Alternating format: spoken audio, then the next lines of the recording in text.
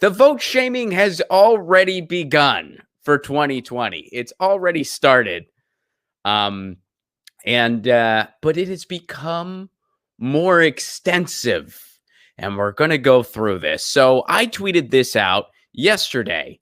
I'm not voting for Joe Biden, and I'm not voting for Donald Trump. I have a cat. I already spend enough time checking a box for a piece of shit. I don't need to do it in November. I do that enough. Right, Lucy? Right? So I tweeted this out, and I got a lot of responses. Some were in favor of, some were not. And some were telling me that, well, I am voting for Trump, or that I'm not voting. And by not voting, I'm voting for Trump. Now, first of all, never said in this tweet, I never said I'm not voting. I just said I'm not voting for Biden and I'm not voting for Trump. There are more than those two choices on the ballot, and there will be more than those two choices on the ballot in November. But we'll get to that part a little bit later. Let's just get back to the tweet there and people saying that, well, if you don't vote blue no matter who, you are voting for Trump. That is a vote for Trump. Here I thought I was voting for someone else, but apparently I'm voting for Trump. We heard this thing in 2016. We've heard it, well, pretty much forever. You know, people like to forget that the Electoral College is a thing. They like to forget that in 2016, for instance, Hillary Clinton actually got more votes than Donald Trump. And she's not in the White House. Why? Because of this bogus, old, archaic system to benefit slave and landowners. That's why.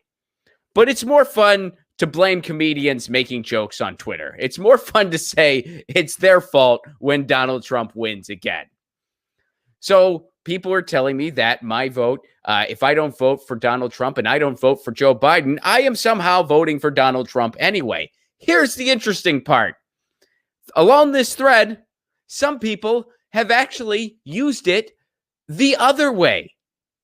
What do you mean, Ron? Well, they're saying that by not voting for Joe Biden and by not voting for Donald Trump, I'm voting for Joe Biden. How are they justifying that, Ron? Well, here, I'll tell you.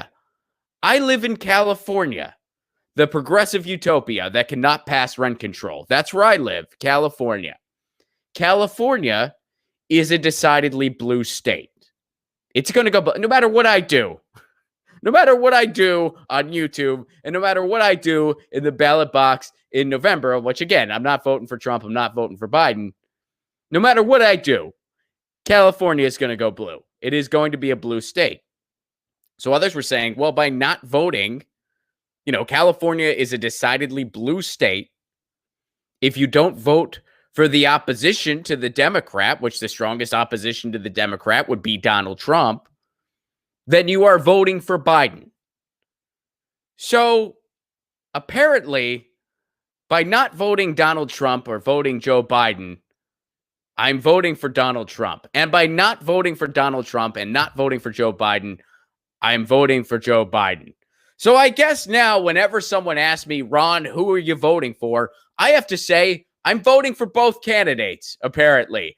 I'm voting for both of them. Whichever one you don't like, I'm voting for the other one, apparently, because Biden supporters tell me I'm voting for Trump. Trump supporters tell me I'm voting for Biden. Here I thought I was voting for neither. Here I thought I was voting for a better tomorrow to try to get a marginalized party to the 5% threshold so they qualify for federal funding. So hopefully in the future, we have viable alternatives to this two-party duopoly that has the same owners and genuflects to the altar of Wall Street. Here I thought I was voting against all that and wasn't voting for an alleged rapist or an alleged rapist. Here this whole time, I was voting for both of them. And by not voting at all, I'm also voting for both of them too. Because by not voting at all, I'm complicit in the status quo, says the Biden supporter, so I'm voting for Trump. And by not voting at all, I'm essentially voting for Biden because I live in a decidedly blue state. No matter what I do, I am voting for both candidates unless I vote for one or the other. It almost sounds like the whole thing is a bunch of bullshit. Isn't that incredible? Now, here's something else I want to highlight. Now, Somebody said this in the thread, and I'm not going to go through all the things in the thread, but because it's long. But somebody said, well, by not voting for the lesser of two evils, by not picking the lesser alleged rapist, you are expressing white male privilege. That is white male privilege. And I thought about that. I'm like, well, gee, okay, let me think about that. Is that the case? Let me kind of reflect on that. I'm a human being. I am not a perfect person. I'm far from it. I have my own blind spots like everyone else. I never claimed to be perfect. I'm certainly not. Is that white male privilege by not voting for Joe Biden or Donald Trump? Well, getting back to the whole, I don't know who I'm going to vote for yet, which I don't. I'm not voting for Donald Trump. I'm not voting for Joe Biden. I don't know who I'm going to vote for yet, but one of the candidates I'm strongly considering is Gloria La Riva. This person. That's the socialist candidate. That's the peace and freedom candidate. Gloria La Riva. I'm considering voting for her. An activist, a female activist who's been fighting for minority issues her entire career. Look at all these white males here. Look at all of them. Look at all these white males on this website. Look at this. Only in the United States, can, looking at two plutocrats, right-wing plutocrats, white men, both with racist histories, one's an open segregationist, looking at those two choices and saying no thank you, and instead voting for a female activist is somehow white male privilege. That is somehow white male privilege.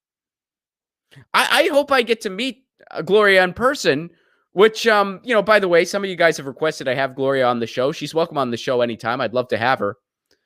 But if I meet her in person or e-meet her online, I will say, look, Gloria, I would love to vote for you. I like a lot of what you have to say, and I'd love to vote for you, but I can't because that's just white male privilege. And after I recover from the punch in the throat I deserved, no, she wouldn't do that. I don't think she'd do that.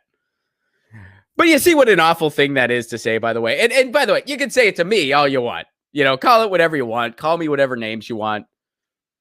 But to say that if you don't vote for Donald Trump or Joe Biden is privilege of any kind, white male privilege, whatever, you are erasing all of the people of color, all of the black people, all of the activists who also stand up against the two-party duopoly.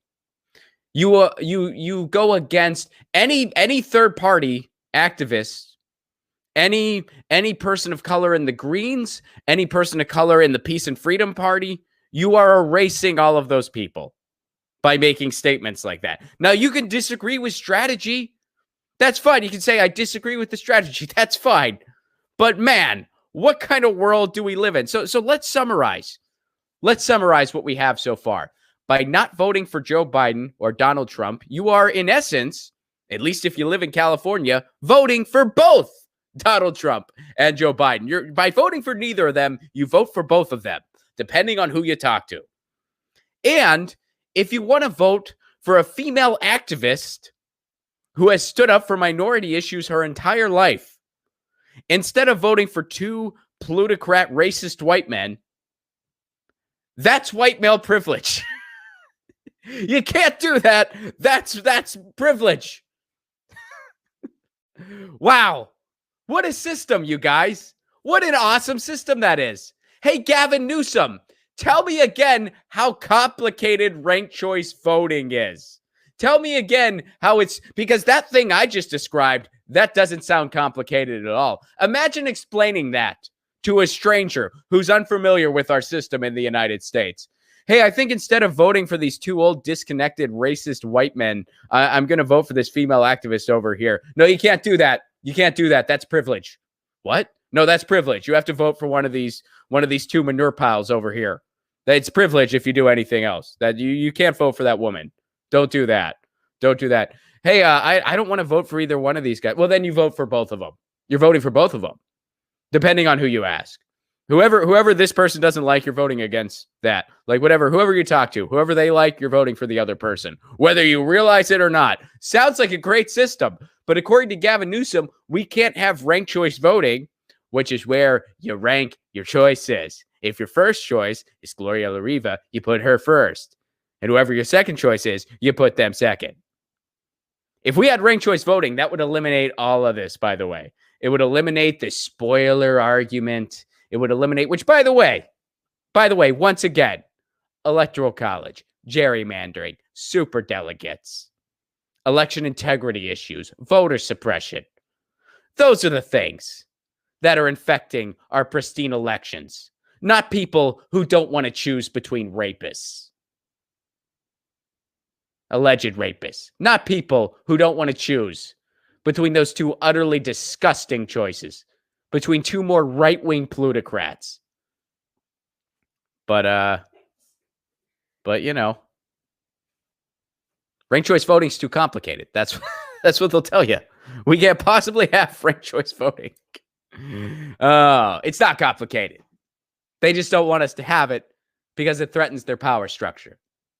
Because they can go on indefinitely having us fight against each other by shaming people who don't want to choose between two alleged rapists and instead want a viable alternative.